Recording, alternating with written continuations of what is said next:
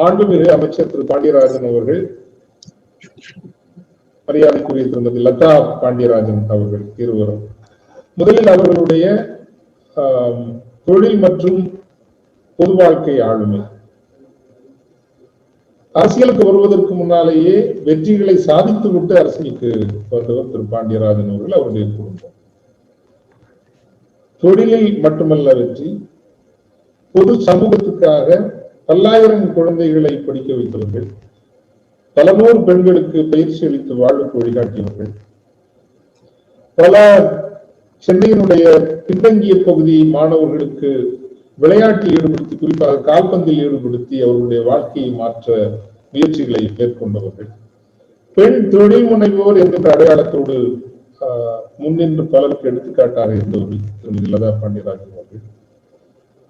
எந்த வளர்ந்த ஒரு தொழில் முனைவோரையும் அவர் யார், என்ன பின்புலம் என்று யோசிக்காமல் என்ன வகையில் உதவி செய்ய முடியும் என்று ஒரு சிந்திக்கிற ஒரு ஆளுமையாக நான் 20 ஆண்டு காலம் பார்த்த ஒரு ஆளுமை.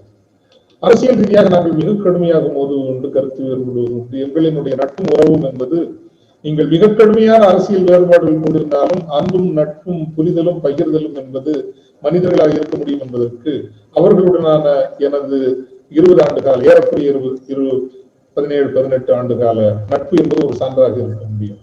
என்னுடைய எல்லா திட்டங்களிலும் அவர்கள் இருந்திருக்கிறார்கள். இசைஞானி இளையராஜா அவர்களின் உண்டான சிம்பனி திருவாசகத்தில் அவர்கள் இருந்திருக்கிறார்கள். தமிழ் மையம் அறக்கட்டளை தொடங்கிய பொழுது இருவரும் அறங்காவலர்களாக இருந்திருக்கின்றார்கள். தமிழகம் பேசிய சென்னை சங்கமம் என்கின்ற அந்த நிகழ்வில் இருந்திருக்கின்றார்கள். மோட்சார்ட் மீட்ஸ் இந்தியாவில் அவர்கள் இருந்திருக்கின்றார்கள். திருக்குறள் இசைத்தமிழ் நிகழ்ச்சியில் இருந்திருக்கின்றார்கள். சென்னை மாரத்தானில் இருந்திருக்கின்றார்கள். எழுமின் என்கின்ற இந்த முதல் மாநாட்டிலிருந்து இன்று வரையான எல்லா மாநாட்டிலும் மாண்புமிகு அமைச்சர் அவர்கள் பங்கேற்க முடியவில்லை என்றாலும் கூட திருமதி லதா பாண்டியராஜன் அவர்கள் இருந்திருக்கின்றார்கள். அந்த வகையில் நான் சார்ந்த எல்லா முயற்சிகளுக்கும் உற்றுதுணையாக இருக்கின்ற, ஆனால் ஒவ்வொரு முறையும் சந்திக்கின்ற பொழுது அரசியல் ரீதியாக ஆக்ரோஷமாக சண்டையிடுகின்ற ஒரு உரிமையோடு இந்த உறவு சென்றிருக்கின்ற காரணத்தினால்தான் அவர்களுடைய இருப்பையும் அவர்களுடைய பங்கேற்பையும் நான் ஒரு முக்கியமானதாக கருதி எப்பொழுதும் போற்றி வந்திருக்கின்றேன். இந்த வளைகுடா மாநாட்டில் பங்கேற்க தொடக்கத்திலேயே முதல் நபராக வந்து, or he is a very busy minister, particularly with COVID-19 demands. There has been given specific charges for very highly volatile and vulnerable regions of North Chennai particularly. அந்த பகுதிகளுக்கு பொறுப்பாக இருக்கின்ற அதையும் சீராக சிறப்பாக எடுத்து செய்துவிட்டு நமக்காக சரியாக 5:57 வந்து அமர்ந்து விட்டார் மாண்புமிகு அமைச்சர் அவர்கள். Strategic restructuring of enterprises as a response to COVID-19 disruption, இதுவும் ஒரு டெக்னிக்கல் சப்ஜெக்ட் தான். பட் இயல்பாக நன்றாகவே கையாளக்கூடிய ஆளுமை இருவருக்கும் உண்டு இருக்கின்ற வகையில் இப்பொழுது அரங்கு அவர்களுக்காக இருவரும் இணைந்து இந்த ஒரு பகிர்தலை நமக்கு இட்டு தருவார்கள். நன்றி ஃபாதர். அண்ட் அனைவருக்கும் வணக்கம். நான் முதல்ல வந்து சில கருத்துக்களை வந்து நான் சொல்ல போறேன் இந்த டாபிக்ல. அதுக்கப்புறம் பாண்டியராஜன் பேசுவாங்க. முதல்ல வந்து இந்த வார்த்தையே ஃபாதர், லைக் இந்த கல்ஃப் கான்ஃப்ளூயன்ஸ் அப்படின்ற வார்த்தை வந்து ரொம்ப அழகான வார்த்தை. கான்ஃப்ளூயன்ஸ்ன்ற வார்த்தை எனக்கு, உங்களுக்கு தெரியும், எனக்கு எப்பவுமே வந்து I love words. I think அந்த ஒவ்வொரு வார்த்தை வந்து எப்படி பயன்படுத்துறோம் அப்படின்றது ரொம்ப ரொம்ப முக்கியம். And it has a lot of meaning. So அப்படி பார்க்கும்போது confluence actually means like coming together and flowing together actually. And it actually talks about rivers. அதுல இருந்து தான் வந்து இந்த வார்த்தையே வந்து கான்ஃப்ளூயன்ஸ் என்ற வார்த்தை. அண்ட் ஸோ ஐ திங்க் இந்த கல்ஃப் கான்ஃப்ளூயன்ஸ்ல ஐ திங்க் பல நல்ல கருத்துக்கள், ஐ திங்க் இட்ஸ் கம்மிங், பல நல்ல ஐடியாஸ் பல பேர்கிட்ட இருந்து வருது, பல ஆளுமைகிட்ட இருந்து வர்ற அந்த ஐடியாஸை வந்து நம்ம அதை கேப்சர் பண்ணி அதை எப்படி நம்ம அதை it has to flow together. So அதுதான் அங்க ரொம்ப முக்கியம். So I think it is very important that நீங்க இப்ப சொன்னீங்க இந்த வெஞ்சர் கேபிட்டலை பத்தி ரொம்ப அழகா மிஸ்டர் மோகன் ராய் வந்து பேசும்போது சொன்னாங்க இந்த மாதிரி கைண்ட் ஆஃப் ஆப்பர்ச்சுனிட்டிஸ், ஸ்பெஷலி அந்த 2 sentences I think were very important. Lot of capital chasing opportunities அப்படின்னு சொன்னாங்க அவங்க. That's very good news in that sense. And அடுத்தது வந்து Bala sir also took that point, gap in digital potential 8% தான் இருக்கு இப்போதைக்கு அப்படின்னு அவர் சொன்னாரு. I think அதுல இருந்தே வந்து you can really see the kind of opportunities that are there even today, even in the face of this kind of crisis. கல்ஃப்ல வந்து Covid crisis மட்டும் இல்லாமல் ஆயில் கிரைசிஸும் கூட, oil prices have fallen. So இது ரெண்டுமே சேர்ந்து I think it is definitely a challenging thing there. But இந்த நேரத்திலையும் I think we need to really see what is it we need to do together so that we can come out of it. And I've been reading quite a bit, and I saw that the SMEs as such, I think, are the cornerstone of Arab economics. And I think over some 80%, 80 to 90% வந்து SMEs இருக்காங்க that way. So it is very important, the strategic restructuring அப்படின்ற இந்த வார்த்தையும் முக்கியம், disruption அப்படின்ற வார்த்தையும் ரொம்ப முக்கியமான வார்த்தைகள். And so முதல்ல strategy பத்தி பார்ப்போம். I'm sure like Michael Porter அப்படின்ற, he seemed to be the father of strategy அப்படின்னு சொல்லுவோம் அவரை வந்து. He said very simply that the essence of strategy is choosing what not to do. Okay, ரொம்ப முக்கியமான ஒரு ஸ்டேட்மெண்ட் அது. And I think it really applies now that way, especially in crisis, as to be very careful as to what is it we need to do, what is it we should not be doing. I think அந்த ஒரு புரிதல் இருந்தாலே I think like that's a great understanding of strategy at this point in time for any organization. அடுத்த வார்த்தை இந்த disruption என்ற வார்த்தை.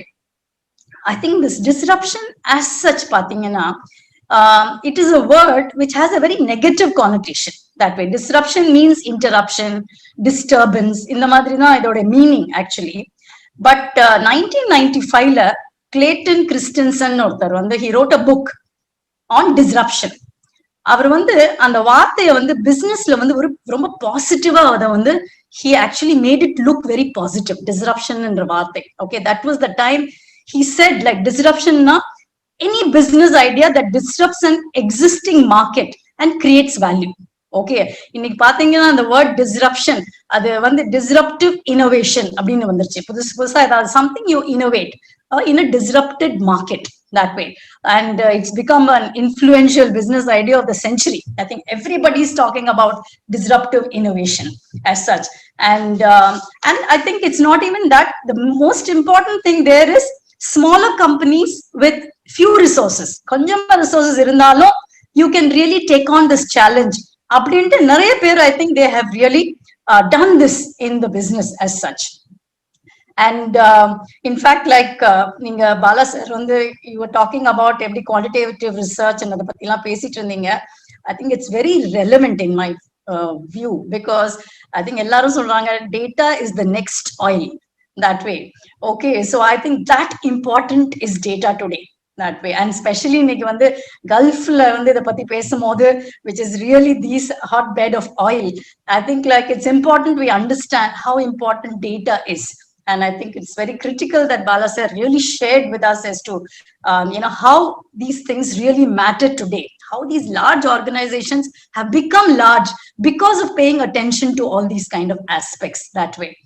And so the disruptive innovation பத்தி பேசும்போது, so suddenly if you really see some companies அவங்க valuation எங்கேயோ போயிடுச்சு. இன்னைக்கு நெட்ஃபிளிக்ஸா இருக்கட்டும், ஆப்பிள் ஐடியூன்ஸ் பாத்தீங்கன்னா அந்த வந்தப்ப வந்து completely it change the way music was listen to that way. Okay, அந்த மாதிரி suddenly coming up with something, even small ways. I'm sure like இப்ப நம்ம ஊர்லயே sachet revolution which was brought about by Kevin Kerr, Chinni Krishnan, I think was in a way a disruptive innovation that way. So இன்னைக்கு நிறைய innovation அந்த மாதிரி இருக்கு. Cloud computing இருக்கலாம், SaaSல இருக்கலாம். Okay, so suddenly something comes and completely changes. And இந்த காலகட்டத்துல I think it is very important for us to think about it, mainly because I think இன்னைக்கு இருக்கிற பாத்தீங்கன்னா கடந்த 4 மாதங்கள்ல many things have changed. நம்ம வந்து யோசித்து கூட பார்த்திருக்க மாட்டோம் அவ்வளவு மாற்றங்கள் நம்ம வாழ்க்கையில. ஓகே, ஒர்க் ஃப்ரம் ஹோம்னு சொல்றோம், study from home, children are studying from home. இது வரைக்கும் அதை பத்தி நம்ம வந்து யோசிச்சதே கிடையாது. இன்னைக்கு எல்லாரும் மொபைல வச்சுக்கிட்டு லேப்டாப் வச்சுட்டு படிச்சுட்டு இருக்காங்க. நம்மளுடைய ஈட்டிங் ஹேபிட்ஸ் மாறிடுச்சு that way. நம்மளுடைய வே ஆஃப் ஷாப்பிங் மாறிடுச்சு. எல்லாமே இ காமர்ஸ், இன்னைக்கு எல்லாமே ஆன்லைன்.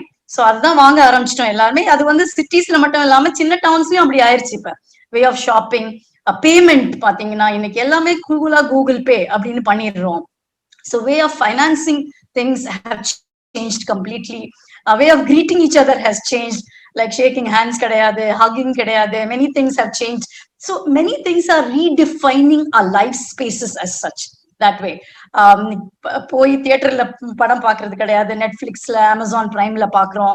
இன்னைக்கு large gatherings are not allowed, functions கிடையாது, இன்னைக்கு எல்லாமே ஜூம்ல பண்ணிடுறோம். இன்ஃபேக்ட் பர்த்டே பார்ட்டிஸ் அவங்க அங்கங்க கேக்க அவங்களே வெட்டி மீதி பேர் பார்த்துட்டு இருக்காங்க, பாடுறாங்க, that's over, that's birthday party today. Okay, அதே மாதிரி வெட்டிங்ஸ் வந்து ஜூம்ல பண்ண ஆரம்பிச்சிட்டாங்க. Okay, fully stream, live stream அப்படின்னு சொல்லி, like weddings are happening. You really see hygiene completely changed, 10 தடவை கை கழுவணும், சானிடைசர் யூஸ் பண்ணணும், all these kind of things. So இந்த மாதிரி காலகட்டத்துல when so many things are changing around us, so it is very very important for us to really see what is the future going to be. Okay, and normally when there are disruptions around us, there will always be opportunities.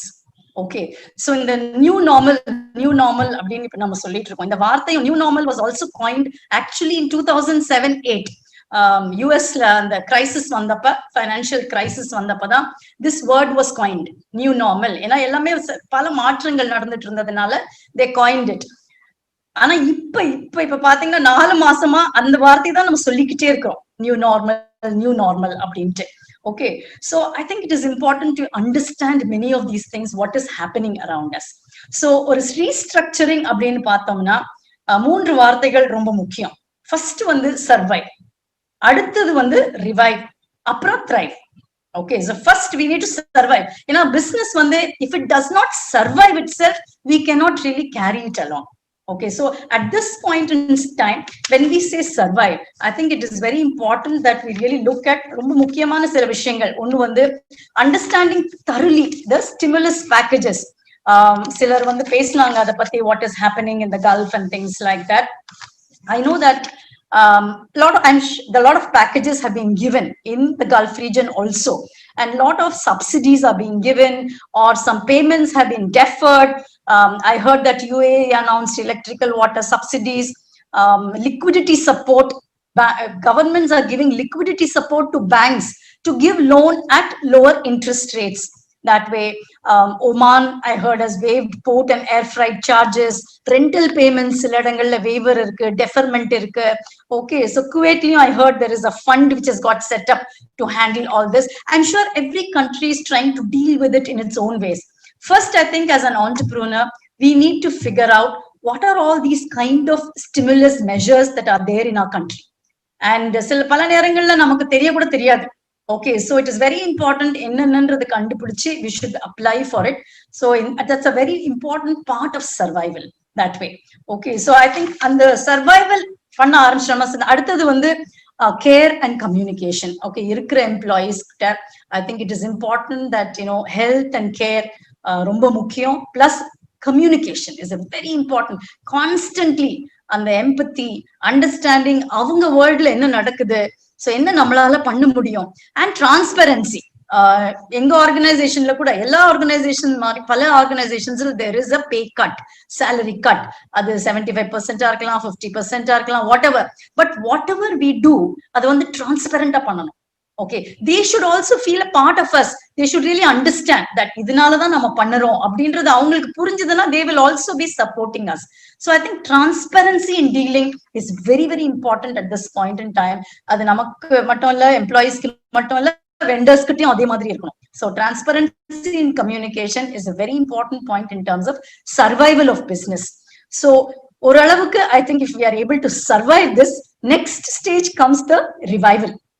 Okay, so revival, when it happens, is you need to really then figure out நான் சொன்ன மாதிரி என்ன மாதிரி discontinuities are there, what kind of changes are happening in the ambience. Okay, நம்மள சுத்தி consumer behavior எப்படி மாறுது, that way. ஏன்னா கண்டிப்பா மாறுது, that is the fact. The new normal ன்னு சொல்றோம், அது வந்து it's really a fact that things are changing around us. So அந்த இது people who can understand that consumer behavior changes will be easily be able to do new things. Okay, நம்மளுடைய அது sales மாடல்ஸா இருக்கலாம், supply chain மாடல்ஸா இருக்கலாம். நான் சொன்ன மாதிரி இப்ப எல்லாமே e-commerce. Okay, everything like people want it at their doorstep, and they will get used to this now. Okay, so எல்லாமே அப்படிதான் எதிர்பார்ப்பாங்க இனிமே. Okay, so it's very very important that our business models our sales models, our supply models, logistics, all these things we need to really understand. Eppadi nama maathano அப்படின்றது it's very very critical. And new opportunity areas. As I said, every crisis has an opportunity. So pala opportunities நீங்க பாத்தீங்கன்னா இந்த crisis situationல pala companies were doing well. There are companies which have really raised their share price like hell. Okay, IT companies இருக்கலாம், healthcare companies இருக்கலாம், pharma companies இருக்கலாம், edutech companies இருக்கலாம், that way e-commerce companies இருக்கலாம். So pala companies have really raised that way. Okay, in fact India there was a company called White Hat Junior. அவங்க வந்து Byju's are buying them for $300 million that way, and it is just a 20-month-old company. That way they teach coding for kids basically. So in the madri we need to figure out, okay, I think old paradigms will not work. We have to really understand going forward enna nadakka pogudhu, okay, how the world is going to change in the next 10 years, that way. So on the understanding I think has to happen in this phase. Then comes the thriving phase. Once we have that understanding and start really looking at different models, like oru vaartha every business person is saying is you need to be agile, okay, flexible ah irukanum, quick ah understand pananum, and keep moving into new territories. In fact, in the new normal and solromla, McKinsey has actually come up with a new term saying that next normal and solla arambichanga. They're saying new normal, you know, that's what it's going to be. But if you have to succeed in business, you need to understand what is next normal. You need to really know what is the world going to be. Okay, the Bala sir sonna mari or digital world irkalam, that way. What kind of industries will really thrive in the next 10 years, 20 years, or 50 years? Why 10, 20 years? In fact, like I think Gulf region is the one which has done business plans for 50 years. I know definitely UAE and all that. In the expo varappa, I know that the Highness, the Crown Prince talked about the next 50 years in the Gulf. I read one article that way, talking about how technology, they're going to be in the forefront of technology. They're going to have a hyperloop train running between Dubai and Abu Dhabi in 12 minutes. And things like that. So the many things I'm sure that will happen, that will change. I think Gulf, whatever said and done, has always seen many ups and downs that way. But there are certain things that which has always been high. And I think today all the countries there want to be in the forefront of what's happening around the globe. That way. I think Mohan Roy sir talked about the youth out there, you know, how important it is for them to really look at what kind of businesses will really do well. So I think today, not infrastructure, see, everybody's talking about technology, innovation, green buildings, that way, infrastructure. So there are many, many areas I think Gulf will really start really focusing and actually pouring a lot of money into large projects. But as entrepreneurs, large projects there will be a lot of feeder projects to it. That way, I think the SME sector can really, if you understand clearly, the large projects will really take off. Then you have everything like logistics, delivery, so many supply chain systems, that way. All that the feeder ones can really take off well, that way. And really understanding Mohan Roy sir Madri, I think very clearly saying where is capital available. I think if we are able to give them a credible business plan, I'm sure we will be able to really tackle the next 10 years and 20 years. So I think it is going to be a digital world. Most of the things are going to be digital. I think this is a permanent inflection point for us in terms of digital. I think so we need to move to that. We need to, another two words people talking about is cooperation and co-opetition. Okay, so you need to learn to work together. As competitors also, you need to learn to really work together to see as to how we can make the best use of this opportunity, that way. So there is so much there in that, in terms of business restructuring. If we can get that right, I think we can get this disruption business right, that way. So this is my views. Thank you, Father. Now I think like Mr. Pandirajan will talk about the rest. Okay, Father, do we still have time? I thought Lata has covered whatever we needed to cover. So Do I have a 5-6 minutes time to? No, you have more than that time. You can- Okay, all right. So, yeah, I want to basically, follow through on what Lata has said. Such a beautiful evening here, speaking to all of you in the RISE conference. I think kudos to RISE to mobilize 253 people watching online and waiting to contribute into this very meaningful discussion, as I see.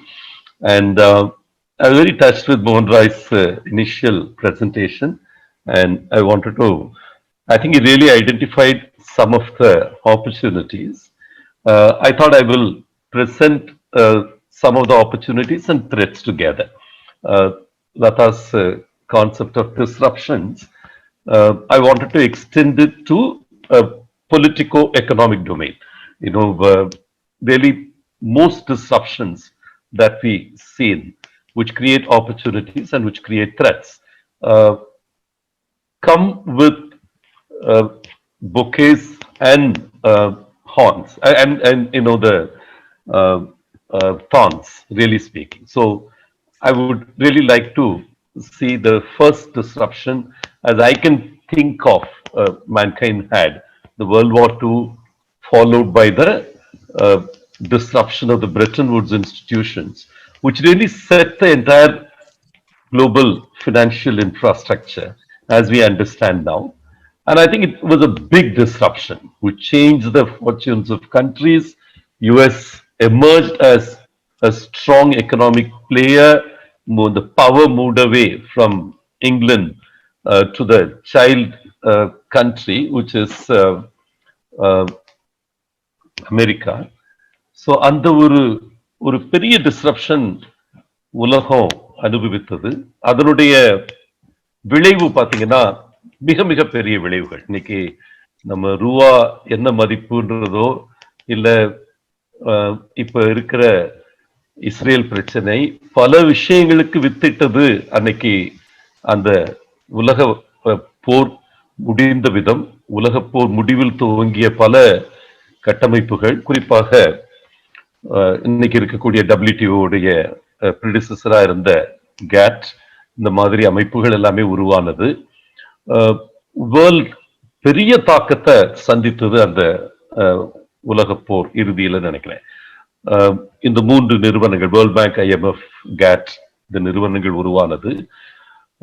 அதே போல அடுத்த disruption நான் முக்கியம் நினைக்கிறது உலக வரலாற்றுல oil shock 1971. இந்த oil ஷாக்கோட epicentre middle ஈஸ்டா உருவெடுத்தது அந்த டைப்ல. அந்த ஆயில் ஷாக்ல மிக முக்கியமான விஷயம் பெட்ரோ டாலர்ஸ். டாலர் ஒரு ரிசர்வ் கரன்சியா, அமெரிக்கா ஒரு பொருளாதாரத்தின் உச்சத்தை எட்டக்கூடிய ஒரு நிலைக்கு சென்றது. குறிப்பாக இன்னைக்கு இவ்வளவு பெரிய எக்கனாமிக் டிஸ்ரப்ஷன் அமெரிக்கால வந்தாலும் அவங்களால எவ்வளவு டாலர் வேணாலும் அடிச்சுக்கலாம் அப்படின்ற ஒரு மிகப்பெரிய வாய்ப்பை இன்னைக்கு அமெரிக்காவுக்கு தந்தது அந்த 1971 ஆயில் ஷாக். அந்த ஆயில் ஷாக் வந்ததுல இருந்து கல்ஃப் நாடுகளுக்கு இந்தியர்கள் செல்ல துவங்கியது. ஒரு நேட்டிவ் கல்ஃப் பர்சன் ஒருத்தர் இருந்தார்னா 2 பேர் வெளிநாடுகள்ல இருந்து வரக்கூடிய ஒரு விஷயம். இது எல்லாமே அந்த 1971 இருந்து 75க்குள்ள பெட்ரோ டாலர் உலகத்துடைய பினான்சியல் ஆர்கிடெக்சர் முழுமையாக மாற்றம் கண்டது. அந்த டயத்துல நாடுகளுக்கிடையால உறவுகள் கூட மாற துவங்கியது. அந்த டயத்துல பாத்தீங்கன்னா அதுலயும் நிறைய வாய்ப்புகள் இருந்தது. இன்னைக்கு இவ்வளவு பேர் மிடில் ஈஸ்ட்ல ஜாப் எடுத்து போறாங்கன்னா அதற்கு ஒரு மிக முக்கியமான காரணம் அந்த 1971 ஆயில் ஷாக். அதுக்கு கவுண்டரா நிகழ்ந்தது. இந்த டிஸ்ரப்ஷன்ஸ்ல பெரிய விஷயம் என்னன்னா, பல நேரங்களில் நம்ம ஒரு டிஸ்ரப்ஷன் நடக்குதுன்றதை கூட புரிஞ்சுக்கிறது இல்லை. 99% புரியுறது இல்லை. 1% அதை புரிந்தவர்கள் வேகமாக செயல்பட்டு ஏதோ ஒரு மாடிஃபை பண்றாங்க, அவங்களுடைய பிசினஸ் ரீஸ்ட்ரக்சர் பண்ணிக்கிறாங்க. அந்த பிசினஸ் ஐடியா பெரிய சக்சஸ் ஆகுது. இப்ப இருக்கிற அந்த ஃபேஸ்புக், அமேசான், ஆப்பிள், அதுக்கு ஒரு அக்ரோனிம் கூட கொடுக்குறாங்கன்னு நினைக்கிறேன். இப்போ கூகுள், இந்த 4 நிறுவனங்களும் சேர்ந்து உலகத்தின் மதிப்புமிக்க நிறுவனங்களாக உயர்ந்ததுக்கு காரணம் இவங்க எல்லாமே ஒரு டிஸ்ரப்ஷன் நடந்துட்டு இருக்கிறத கொஞ்சம் முன்னால புரிஞ்சுக்கிட்டு சரியான விதையை சரியான நேரத்துல போட்டு தண்ணி ஊற்றி அதை வளர்த்துட்டாங்கன்னு நினைக்கிறேன். மற்றவங்க வந்து என்ன நடந்ததுன்னு புரியாம இருக்கிற நேரத்துல இவங்க வந்து வேகமாக சென்று கால் பதித்து அமீபா போல ஒரு கட்டமைப்பை தனக்கு தானே உருவாக்கி கொண்டு அந்த நேரத்துல வெளியே என்ன இருக்கு அந்த விஷயங்களை உள்வாங்கிக்கிட்டு அவங்க வளர்ந்துட்டாங்கன்னு நினைக்கிறேன். ஸோ இந்த ரெண்டாவது மேஜர் டிஸ்ட்ரப்ஷன் நான் சொன்னது 1971 ஆயில் ஷாக். அதே போல செல்ஃப் ட்ரிவனா சில டிஸ்ரப்ஷன்ஸ் உருவாக்கப்படுது. குறிப்பா இந்தியாவில் உருவான LPG disruption, liberalisation, privatisation, globalisation எல்லாம் சேர்ந்து ஒரு தேவையின் அடிப்படையில் ஒரு ஃபிளைட் ஃபுல்லா தங்கத்தை எடுத்துக்கிட்டு அமெரிக்காவில் கொண்டு போய் அடமானம் வைக்க போன காலம் உங்களுக்கு ஞாபகம் இருக்கும்னு நினைக்கிறேன். 1992-93 அதுக்கு அடுத்த 6 மாதத்துல இந்தியாவில் நிகழ்ந்த நிகழ்வுகள் இந்திய வரலாற்றை புரட்டி போடக்கூடிய அளவுக்கு ஒரு பொருளாதார மாற்றங்கள், அதன் அடிப்படையில் விளைந்த நிறுவனங்கள். எங்க கம்பெனி கூட நாங்க லதாவும் நானும் ஆரம்பிக்கிறப்ப 1992 we were children of the LPG. அந்த காலகட்டத்துல நிறைய மல்டிநேஷனல்ஸ் வர்றாங்க. இந்த ரெக்ரூட்மெண்ட் இண்டஸ்ட்ரி வந்து ஆர்கனைஸ் ஆகியே தீர வேண்டிய ஒரு கட்டாயம். அதை கொஞ்சம் முன்னால பார்த்துட்டு வேகமா அந்த ஸ்கேல், அந்த ஸ்கோப், அந்த டெப்த் மூனை உருவாக்க நடந்த முயற்சி தான் மாஃபான்ற முயற்சி. அதற்கு பல விஷயங்கள் எக்ஸ்டர்னலா ஹெல்ப்ஃபுல்லா இருந்தது நான் நம்புறேன். எங்களோட உழைப்பு, கடின உழைப்பு மட்டும்தான் சொல்றது அது தவறுன்னு நினைக்கிறேன். பல விஷயங்கள் எங்களை சுற்றி நிகழ்ந்து கொண்டிருந்தது. சில விஷயங்களை நாங்க கான்சியஸா எடுத்து செஞ்சோம், சில விஷயங்களை அன்கான்சியஸா நடந்தது. இதெல்லாம் சேர்ந்து ஒரு 1000 கோடி கம்பெனியை வந்து ஒரு 18 ஆண்டுகள்ல உருவாக்கக்கூடிய ஒரு வாய்ப்பு கிடைச்சது அந்த டயத்துல பாத்தீங்கன்னா. இந்த எல்பிஜி டிஸ்ரப்ஷன், அதே போல .com டிஸ்ரப்ஷன் 2000 வந்த மிக முக்கியமான தொழில்நுட்ப டிஸ்ரப்ஷன் நான் நினைக்கிறது. .com எல்லாம் .com வாரியர்ஸ், நீ கோவிட் வாரியர்ஸ் சொல்ல மாதிரி .com வாரியர்ஸ்னு பல பேர் எடுத்து கொண்டு போயிட்டு இருந்தாங்க. அதுல பல பேர் வீழ்ந்து பட்டார்கள். போர்க்களத்தில் மாண்ட .com வாரியர்ஸ் நிறைய இருக்கிறாங்க.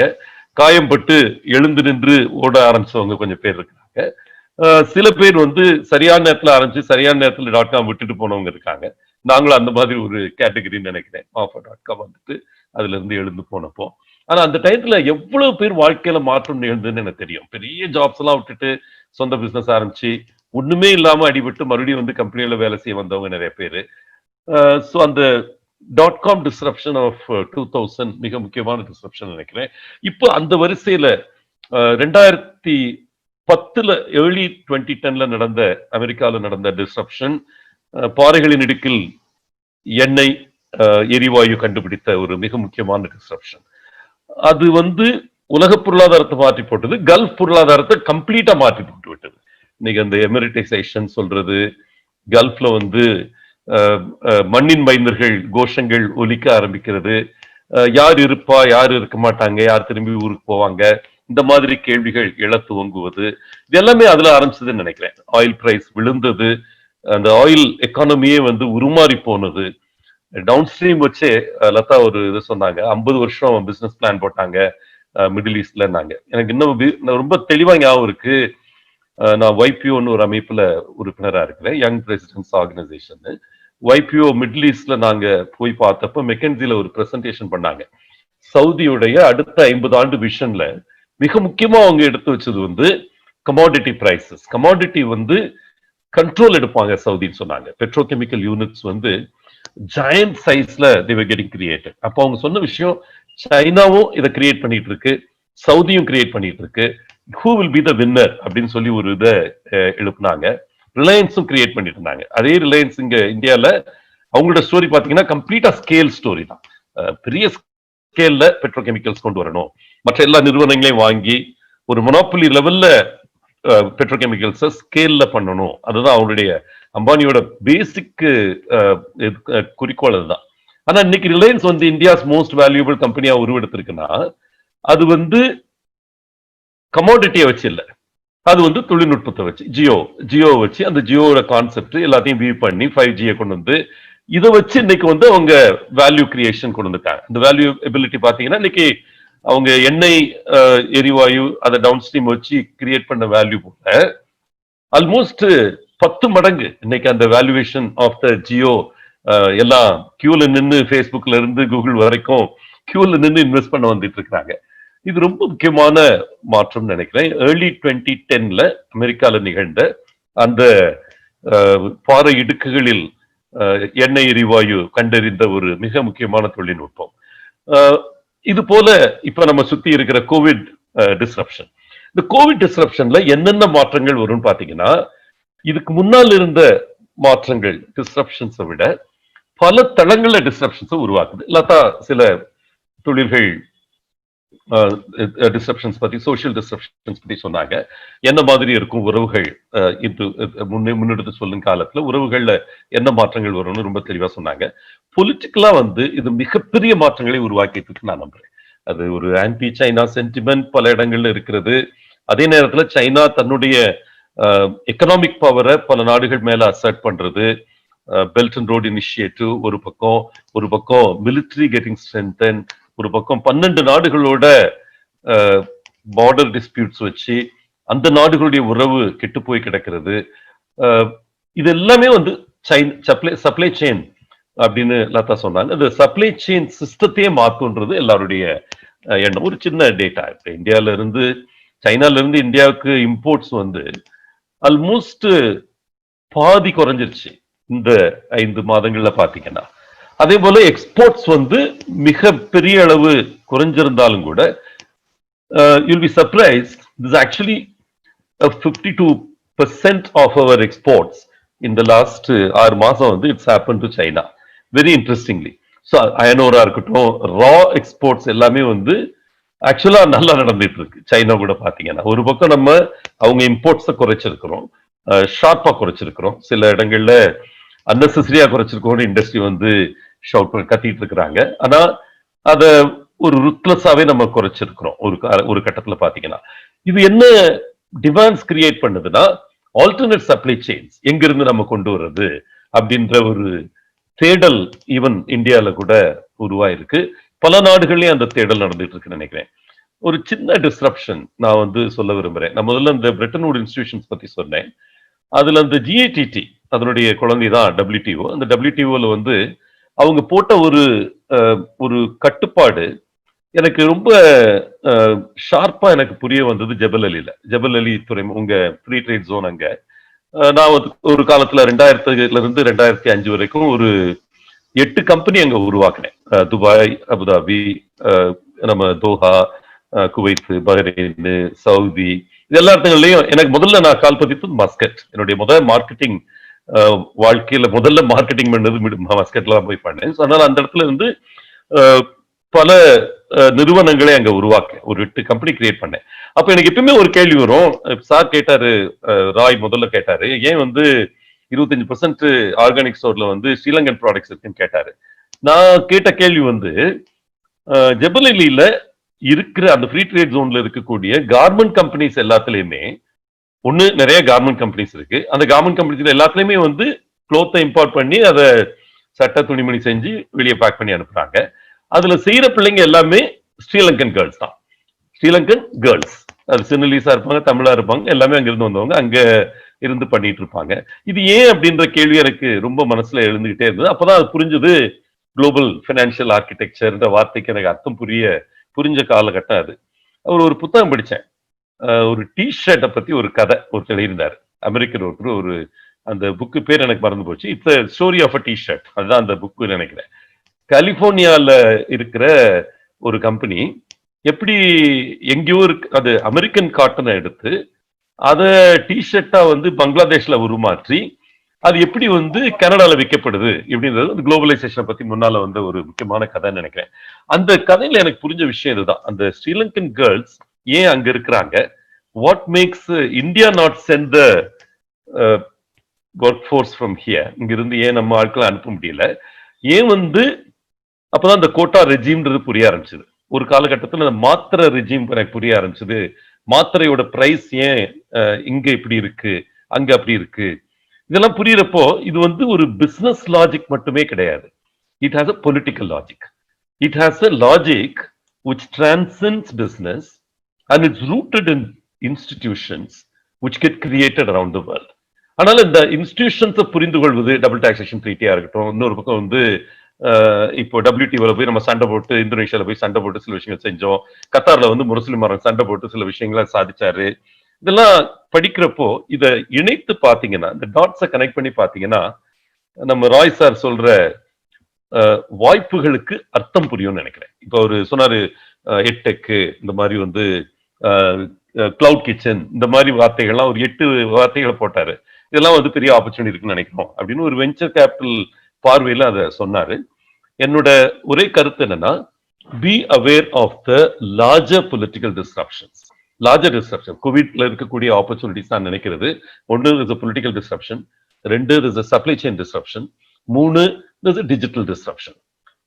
அது போக வந்து இதனுடைய லிங்காய் இருக்கக்கூடிய மாற்றங்கள் social disruption, as Latha was pointing out. இந்த 4 டிஸ்ரப்ஷன் ஆங்கிள்லையும் ஒரு நிறுவனத்தை நீங்க கட்டமைச்சு போறப்போ, நம்பர் 1 ஆப்பர்ச்சுனிட்டிஸ் வந்து புது புது துறைகள்ல வருது, புது புது வாய்ப்புகள் வருது. எப்படி ஒரு .com வந்து பிசினஸ் மாடல்ன்ற வார்த்தையே இங்கிலீஷுக்கு கொடுத்துச்சோம், பிசினஸ் மாடல்ன்ற ஒரு வார்த்தையாடல் ஆங்கிலத்துல வந்தது .comக்கு அப்புறம் தான். அந்த டயத்துல தான் இந்த 2 வார்த்தையாடலும் வந்தது, வெஞ்சர் கேபிட்டல் வார்த்தையாடலும் பிசினஸ் மாடல் வார்த்தையாடலும். இந்த .com பேஸ்டு ஒரு பிசினஸ் இப்படியும் பார்க்கலாம் இப்படியும் பார்க்கலாம். எங்க துறையில வந்து நாங்க .com ஆரம்பிச்சோம்னா, இதுவரைக்கும் யார கிளையண்ட் நினைச்சிருந்தோமோ அவங்ககிட்ட சார்ஜ் பண்ணாம, இதுவரைக்கும் யார ரா மெட்டீரியல் நினைச்சிருந்தோமோ கேண்டிடேட்ஸை அவங்கள வந்து கிளையன்ஸா பாக்குறது. இது வந்து மாத்தி யோசிக்கக்கூடிய ஒரு விஷயம். இதுதான் பிசினஸ் மாடல். இப்படியும் பண்ணலாம் அந்த பிசினஸ், இப்படியும் பண்ணலாம் அந்த பிசினஸ். இந்த மாதிரி ஒரு சிந்தனை இந்த கட்டத்துல மிக முக்கியம்னு நினைக்கிறேன். Businesses have to be redefining themselves. Latha அந்த சொன்ன அந்த நியூ நார்மல், நெக்ஸ்ட் நார்மல் இருக்கலாம். ஒரு எக்ஸ்பீரியன்ஷியலா நான் சொல்ல போனா இதுதான். நீங்க வந்து சைனாவுக்கு எனக்கு என்ன சம்பந்தம், அது அரசியல், இது பிசினஸ் அப்படின்னு சொல்ல முடியாது இனிமேல். ஏன்னா சைனாவுக்கு இப்ப வெஸ்டர்ன் கண்ட்ரிஸோட இருக்கிற உறவோ, அமெரிக்காவோட இருக்கிற உறவோ, இந்த 12 நாடுகளோட பார்டர் டிஸ்ட்ரிபியூட் இருக்கக்கூடிய வியட்நாம் கூட இருக்கிற உறவோ, இது ரொம்ப முக்கியம். வியட்நாமோட உறவு இன்னும் ரொம்ப முக்கியம். ஒரு கம்யூனிஸ்ட் கண்ட்ரியா இருந்த ஒரு கண்ட்ரி, அமெரிக்கா பொறுமுதிட்டு அடிச்சு ஓட்டின ஒரு கண்ட்ரி, அவங்களோட இன்னைக்கு இவங்களுக்கு பார்டர் டிஸ்பியூட் வர்றப்ப அதனுடைய இம்ப்ளிகேஷன்ஸ் எப்படி இருக்குன்னு பார்க்கணும். இப்ப சைனால இருந்து வெளியே வர்ற பிசினஸஸ் எல்லாம் இந்தியாவுக்கு வர்றதுக்கு முன்னால வியட்நாம்ல போய் நிக்கிறான். அவங்க எல்லாருமே பாத்தீங்கன்னா அது ஆக்சுவலா வந்து to a country which defeated them in a war at a point in time. But அவங்க தான் இன்னைக்கு மேஜர் காம்படிட்டர்ஸ். இந்தியாவுக்கு வர இப்ப தமிழ்நாடுக்கு நம்ம அட்ராக்ட் பண்றதுக்காக நிறைய டாஸ்க் ஃபோர்ஸ் எல்லாம் போட்டு ஒர்க் பண்ணிட்டு இருக்கோம். I'm also part of it. அதை ஒவ்வொரு கம்பெனியும் அசஸ் பண்றப்போ ஃபர்ஸ்ட் வியட்நாம் கன்சிடர் பண்ணிட்டு அடுத்த இந்தியா கன்சிடர் பண்றான். இது ரொம்ப ஒரு அரசியல் பார்வையில் இது ரொம்ப அதிசயமான ஒரு விஷயமா இருக்கு. அப்பதான் இது எல்லாத்தையும் இணைச்சு பார்க்கணும். இணைச்சு பார்க்கறப்ப எந்த வாய்ப்புகள் எங்க கிடைக்குது. இப்ப ஏன் வந்து ஆர்கானிக் ஸ்டோர்ல 25% ஸ்ரீலங்கா இருக்காங்கன்றதுக்கும் இது ஒரு காரணம் இருக்கு நான் நினைக்கிறேன். One of the reasons is political. And political institutions create institutions of commerce, regulatory institutions of commerce. So இதை கொஞ்சம் நம்ம புரிஞ்சுக்கிட்டோம்னா கண்டிப்பா நீங்க என்ன பிசினஸ்ல இருந்தாலும், I always say this, 90% உங்க பிசினஸ்ல கான்சென்ட்ரேட் பண்ணி லதா சொல்ற அந்த சர்வைவ், ரிவைவ், இந்த த்ரைவ் இதுக்கெல்லாம் போங்க. பிசினஸ்ல 10% டைம் ஆகுது. You should have reflective time. And the reflective time to understand how the patterns are emerging around us. Political patterns, economic patterns, and emergence of go, no-go choices which get created for ourselves. Not only for 3M ஒரு company வந்து எப்பயுமே 10% resources வந்து புது product டெவலப்மெண்ட்டுக்கு வச்சுக்கிட்டே இருப்பாங்களாம்.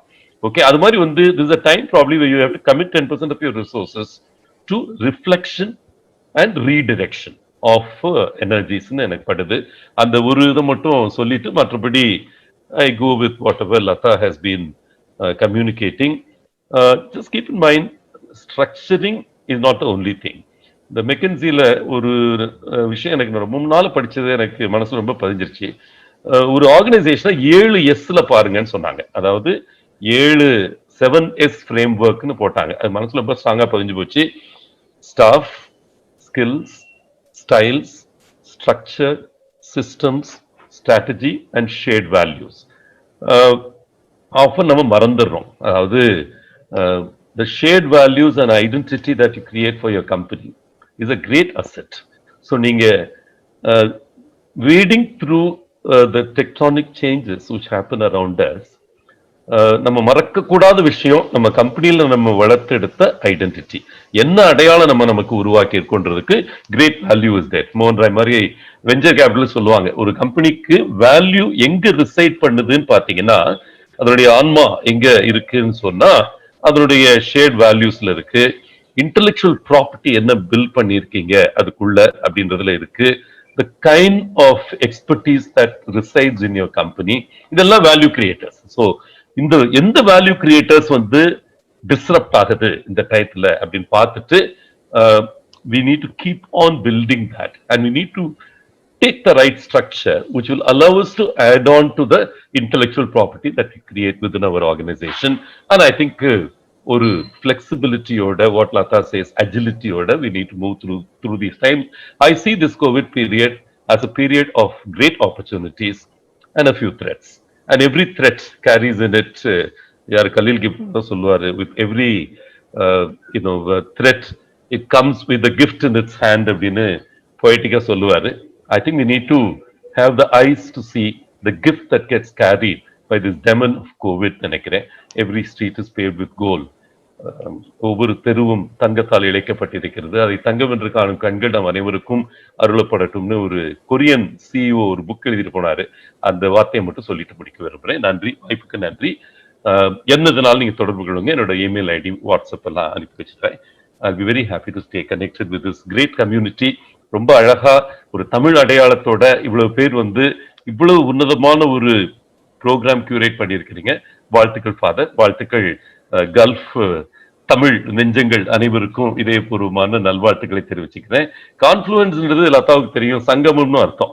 ஃபாதருக்கு வாகைகளும் வலிகளும் நிறைய கொடுத்தது சங்கமம் நினைக்கிறேன். அதனால அந்த சங்கமத்தை வச்சு இங்கிலீஷ்ல பேர் வச்சுட்டாருன்னு நினைக்கிறேன். வாழ்த்துக்கள். Confluence should really lead to great confluence on many oceans of thought and wisdom. All the best. Thank you. நெஞ்சம் நிறைந்த அளவிலா நன்றி அன்பிற்குரிய மாண்புமிகு திரு பாண்டியராஜன், லதா பாண்டியராஜன் இருவருக்கும். எப்போதும் போல நீங்கள் கேட்டுக்கொண்டிருந்தவர்களுக்கு தெரிந்திருக்கும், நான் அருகிருந்து பலமுறை பார்த்தவன்னா அவரை போல ஒரு கூர்மையான வாசிப்பாளர் மட்டுமல்ல, ஒரு அசுர வேகத்தில் வாசித்து அதை விட அசுர வேகத்தில் அதை ஒரு மூளையில் பதித்துக் கொண்டு எப்போது அதை தேவைப்படுகிறதோ அப்போதெல்லாம் அது பதிவிறக்கம் செய்வது மட்டுமல்ல, நம்ம பாலா சுவாமிநாதன் சொன்னது போல பலவேறு அணுகுமுறையில இருந்து உன்னை இணைக்கணும், அதை கோரிலேட் பண்ணணும்னா அப்படி ஒரு அசுரத்தனமான அறிவு ஆளுமை கொண்ட ஒரு மாமனிதர் திரு பாண்டியராஜன் அவர்கள். அதை நீங்க பார்த்திருப்பீங்க. நிச்சயமாக இன்னொரு தருணத்தில் நமக்கு ஒரு 2-3 மணி நேரம் ஒரு உரையாடலுக்கு வருவார். அவ்வளவு விஷயங்களை அவரிடமிருந்து நாம் பெற்றுக்கொள்ளலாம். அதே போலத்தான் திருமதி லதா பாண்டியராஜன் அவர்களும் ஒரு இணைந்து ஒரு நிறுவனத்தை, சமூக முயற்சிகளை செய்வதில் இருவரும் தமிழகத்திற்கு ஒரு முன்னுதாரணமாக இருந்திருக்கின்றார்கள். இந்த வளைகுடா சங்கமத்திற்கு you have added tremendous value to this evening session. ஒரே ஒரு தகவல் மட்டும் மாண்புமிகு அமைச்சர் அவர்களுக்கு, இந்த 7ஆம் தேதியில நடத்திட்டு இருக்கிறோம். இது இன்னைக்கும் நாளைக்கும் இல்ல, ஆகஸ்ட் 7ல இருந்து இன்னைக்கு வரைக்கும் இது நடந்துட்டு இருக்கு. வளைகுடா பரப்பில் ஒரு பெரிய தாக்கத்தை ஏற்படுத்தி இருக்கின்றோம். வளைகுடா தமிழர்களுக்கென, என் புலம்பெயர் தமிழர்களுக்கென வலுவான ஒரு அமைச்சகமும் அல்லது குறைந்தபட்சம் ஒரு அலுவலகம் வேண்டும் என்பது நீண்டகால தமிழர்களின் கோரிக்கையாக இருக்கிறது. இந்த ஆட்சி காலம் நிறைவு பெறுவதற்கு முன்னால் மாண்புமிகு முதல்வர் அவர்களுடைய பார்வைக்கு எடுத்து சென்று இந்த புலம்பெயர் தமிழர்களுக்கான, குறிப்பாக இந்த வளைகுடா தமிழர்களுக்கான ஒரு சிறப்பு அலுவலகம் என்பது அரசின் ஒரு துறையாக திறக்கப்படுவதற்கான முயற்சிகளை நீங்கள் மேற்கொள்ள வேண்டும் என்பதையும், வளைகுடா எழுமின் அமைப்பினுடைய பல்வேறு கிளைகள், குறிப்பாக கடந்த 5 வாரங்களில் உருவாக்கி இருக்கிற 5 வலுவான பெண் அமைப்புகளின் சார்பில் இந்த கோரிக்கையை நான் உங்களுக்கு பொதுவாக வைக்கின்றேன். தொடர்ந்து இதை உங்களோடு நான் முன்னெடுத்து உரையாடுகின்றேன், செய்வீர்கள் என்று நம்புகின்றேன். You want to say something there about this request? Okay, very quickly Father, நம்ம யாதுமூரேன்னு ஒரு ஸ்கீம் தமிழக அரசாங்கம் துவங்கி இருக்கு. இது குளோபல் இன்வெஸ்டர்ஸ் மீட் சார்ந்து துவங்கியதா இருந்தாலும் ஒரு நிலைத்த அமைப்பு துபாயில உருவாக்கப்பட்டிருக்கு. இப்போ அதுல நம்ம அதிகாரிகள் அங்க ஆப்ரேட் பண்றாங்க. இத ஒரு மையப்புள்ளியா கூட நம்ம வச்சு விரிவுபடுத்தலாம் உங்க கான்செப்ட. இண்டஸ்ட்ரி மினிஸ்ட்ரி முருகானந்தம் அவர் தான் இதுக்கு இன்சார்ஜா இருக்கிறாரு. உலகெங்கும் ஒரு 10 இடங்கள் அந்த அலுவலகங்கள் துவங்கப்பட இருக்கின்றது. எனக்கு தெரிஞ்சு துபாய் ஆரம்பிச்சிச்சுன்னு நினைக்கிறேன். பட் உங்க கருத்தை வச்சு இதை ஒரு வைடர் திங்கா நூர்கான்னு மலையாளத்துல அவங்க வச்சிருக்கிறாங்க. நூர்கா அமைப்பு போல இதை உருவாக்கணும்ன்றது என்னுடைய நம்பிக்கை. ஏற்கனவே ஒன்று இனிஷியேட் பண்ணியிருக்கோம், முதல்வர் அப்ரூவ் பண்ணா இந்த வருஷம் வர்றதுக்கு வாய்ப்பு இருக்குன்னு நினைக்கிறேன். நன்றி. Thank you very much. I will further discuss with you now. நிச்சயமா உங்களோட wonderful once again, Mrs. Lada Pandirajan and Mr. Pandirajan. It was great having you. You are a great value to this evening. Thank you very much. தொடர்ந்து நம்ம JMR business energy YouTube channel வரக்கூடிய ஒவ்வொரு காணொலியும் உடனுக்குடன் கண்டு கிடைத்திட உடனே நம்ம சேனலை subscribe பண்ணுங்க.